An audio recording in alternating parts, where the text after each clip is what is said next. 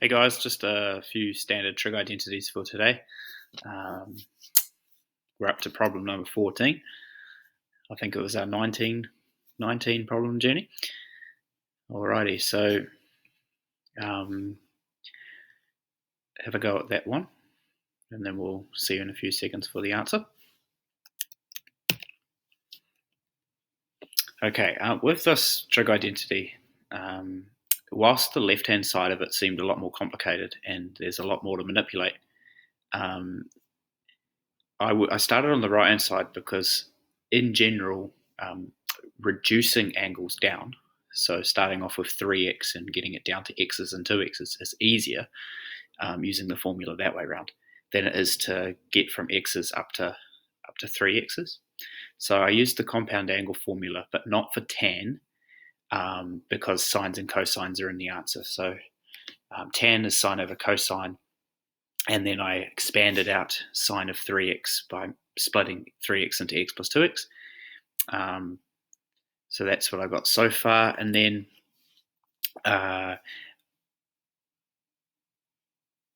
you can use double angle formulas on the sine 2x's, but where I'm heading,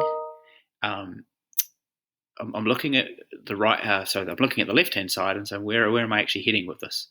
And I need a minus 2 sine 2x sine x in the denominator of the left-hand side. So if I create part of the answer by looking at the fact that I've actually only got a minus sine x sine 2x currently, so if I take away 2 but then add 1, similarly with the numerator, I've only got cosine x times sine 2x currently, but if I put 2 there and then take away one of them, then I'm creating part of the answer to the question. It looks like it's made it more messy, but at least there's a direction to it.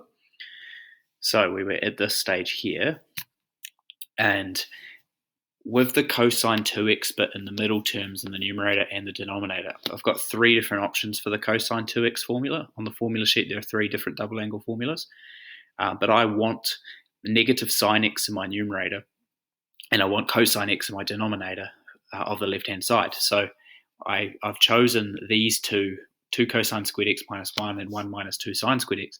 I've chosen those ones to get me that sine x, so the negative sine x and the cosine x that I want. Now, it looks like it's just getting messier and messier, but if we use a double angle formula for sine on the last 2 terms, so sine 2x is 2 sine x cosine x, and therefore that term becomes minus 2 sine x cosine squared, that cancels with the other part of the bracket that I've just created in the middle part. So those terms cancel. Same with the denominator, we get some cancellation, and there we are. We're at the left-hand side. Alrighty, another one. I wouldn't say it's necessarily an extension one, but it requires a little bit of playing around. I encourage you to try and just work on one of the sides, like either the left-hand side on its own or the right-hand side on its own. But if you do get stuck, like with any trig identity, you can kind of meet in the middle, or in this case, you could cross-multiply the thing. If you cross-multiply the equation and then work on the left and the right of the new equation, it's actually quite simple. But I encourage you to try and just work on one side, be it the left-hand side, manipulate it and see if you can head it towards the right. Just with trig identities, just keep an eye on where you're heading, and if you see part of the answer appear, then that's good. Just like in that last question, I saw part of the answer I wanted, and then I fudged around with the rest. Hope you guys are all well and enjoying the holidays, and catch you tomorrow.